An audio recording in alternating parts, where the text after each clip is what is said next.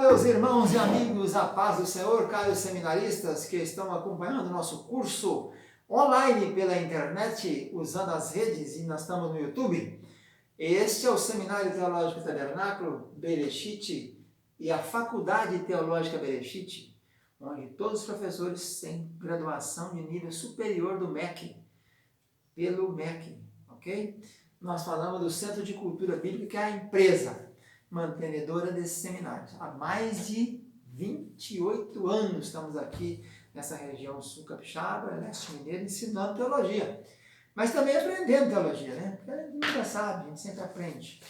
E nossa matéria, nós estamos falando do curso básico, são 3 cursos, básico, médio e bacharelado, para depois juntar essas grades todinhas de carga horária e fazer o curso superior do MEC de 4 anos. Você, utilizando a nossa carga horária, poderá requerer o exame de proficiência e fazer em menos tempo, né, pela metade no mínimo. Nossa matéria, nós estamos no livro 1, o livro de teologia base, são 6 matérias. Nós estamos no livro número 1. Ele tem 6 cada um. Cada livro com 6 vezes 6, 36. Então nós estamos na matéria do livro 1, chamado Hermenêutica Bíblica. Lembrando do verbo hermeneu, interpretar. Que é hermenêutica? É a ciência e a arte de interpretar. Ciência porque segue metodologias específicas, arte porque é flexível. Nós já fizemos várias aulas, falamos das raízes hebraicas, raízes gregas, falamos do conceito da divisão da hermenêutica em geral e em especial, falamos da necessidade e do cuidado com a inspiração, não é isso? Falamos da interpretação judaica, que tem o seu sistema de interpretação judaica, que é o Talmud, que baseia-se na Mishnah, e tem a Gemara. Falamos dos problemas que a hermenêutica enfrenta. Depois falamos da teoria da inerrância, mostrando alguns dogmas da errância. Por fim, falamos da análise histórico-cultural e contextual. A importância de estudar a cultura e o contexto. Fizemos 2 aulas, depois falamos das 3 fases, né, que é estudar o ambiente, aquela coisa toda. Hoje chegamos na análise léxico-sintática. Essa é a nossa aula de hoje. Então o que seria isso, análise léxico-sintática? Primeiro é preciso entender uma coisa. Eu sou o professor Ilmar, falando aqui de Lajinha, sou professor do colégio do estado de Minas Gerais, 2 cátedras, e sou professor de português também. E aliás, todos devem saber, nós estamos há mais de já uns 10 anos fazendo correção de Bíblia. Correção de quê? Corretor ortográfico. Eu faço a correção ortográfica, já fiz de mais ou menos umas 12 versões brasileiras. No momento estou fazendo dessa aqui, a Bíblia de Estudo Roma. Estamos anotando os erros de português. Também sou formado em português, tem complementação pedagógica em português, vinda do curso de Direito, bacharel em Direito, requeria complementação pedagógica, chamada R2. Então também sou professor de português, língua portuguesa.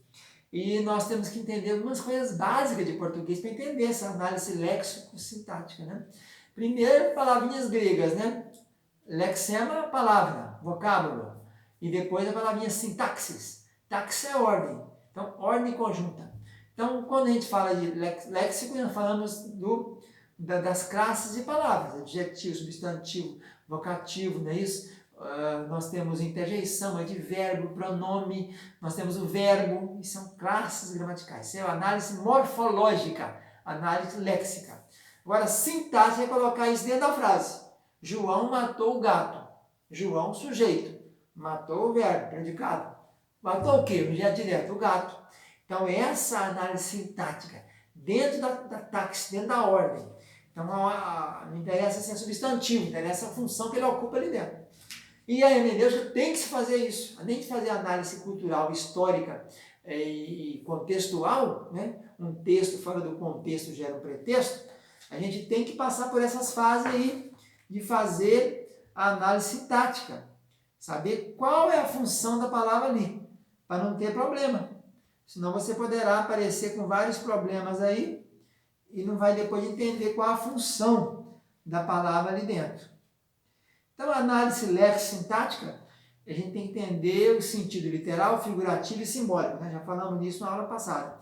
Mas agora vamos observar as divisões naturais do texto. Os textos foram divididos em capítulos e versículos, não é isso? Então, a gente tem que saber como é que divide isso aí. Se aquela palavra está naquele versículo, se aquele versículo faz parte daquele capítulo. Tem até algumas bíblicas que estão fazendo as divisões, não por versículozinho, conforme o padrão, né? Cada versículozinho no ponto de cá, na sua esquerda aqui. Tem bíblia que os versículos começam dentro do outro, assim, direto. Não põe aqui só nesse cantinho, versículo 1, versículo 2, versículo 3, versículo 4, não. O 1 está aqui, acaba nesse meio da linha aqui, aí coloca o 2 aqui. E vai embora. O 3 aqui. Não segue, segue o parágrafo. Essa é uma divisão de Bíblia. Inclusive, a Bíblia da Mulher, da editora Sociedade Bíblica do Brasil, ela é feita por parágrafos. Então, nós temos que entender essa divisão natural do texto para saber o contexto, né? Então, por exemplo, você pega um caso de parágrafo aí, o Atos capítulo 8:1, ele depende do Atos 7:60. O parágrafo não acaba no 7:60, ele vai até no 8:1. Deveria, quem dividiu os versículos ter colocado, né? 7:61, em vez de 8, capítulo 1. 8, capítulo, versículo 1. Outra coisa que está escrito aqui é observar os conectivos dentro do parágrafo e sentenças, né? Você sabe que toda frase tem que ter um verbo.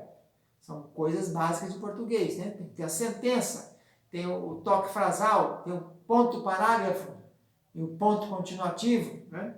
Então, tem que observar esse conectivo com o conectivo então, logo. Inclusive, falando disso aí, por exemplo, o livro de Marcos, que é o Evangelho da Rapidez, o Evangelho feito por Romano, ele é só assim, logo, repentinamente, logo depois, e depressa foi para aqui, repentinamente foi para lá, e logo em seguida, está cheinho disso aí, né? Aí você vai no Apocalipse, está cheio de breve, brevemente, tachu, no grego, né? Então tem que observar os conectivos. E tem poucas concordâncias brasileiras que têm os conectivos. Você quiser saber, por exemplo, quantos conectivos a vogal E tem na Bíblia? José e Maria foram para o Egito. Você não acha. Então, o profissional, o acadêmico, você que é um estudante de teologia, seminarista, precisa ter essas coisas. Às vezes vai ter em modo físico, mas procurar ter em modo digital. E em modo digital, quero dar um conselho para os irmãos adquirirem, né? Que é a concordância de Osho. Ela foi publicada pelo Ciro Malafaia, na Central Gospel, depois não deu muita venda, que é um trabalho mais para acadêmico, para pessoa estudiosa, parou de publicar. Mas foi digitalizada todinha. Você pode procurar tentar baixar aí, você precisa de ter. Que além de ser uma concordância de todas, ela é analítica, não é sintética, você acha também o strong dentro dela. Ele já coloca a palavra e põe o strong dela. E strong é um negócio que tem que ter. Qualquer estudante precisa aprender a mexer com strong. Concordância de strong, que é do grego e do hebraico. Para saber onde aquela palavra ocorre, quantas vezes ela ocorre, qual o significado que ela ocorreu. Isso tudo é hermenêutica. Então nós precisamos adquirir algumas coisinhas para ser um bom hermeneuta, não é isso? Outra coisa é determinar o sentido das palavras. Que sentido é aquele, né? Tem palavra que não tem nada de sentido. E estava ali andando e chutei uma manga. De repente a manga caiu na minha manga da camisa. Manga da camisa, manga. Aí o goleiro Manga, um goleiro chamado Manga, que era do Botafogo, da seleção e tal. Então é preciso entender isso, né? Essa palavra quer dizer o quê? É aquele exemplo que eu dei lá atrás do coroa, né? O coroa com três diferentes. A coroa na cabeça do rei, o menino que chamou o velho de coroa, e a coroa tal, então a coroa do raio da bicicleta. Então é preciso entender o significado das palavras, o estilo, a figura de linguagem.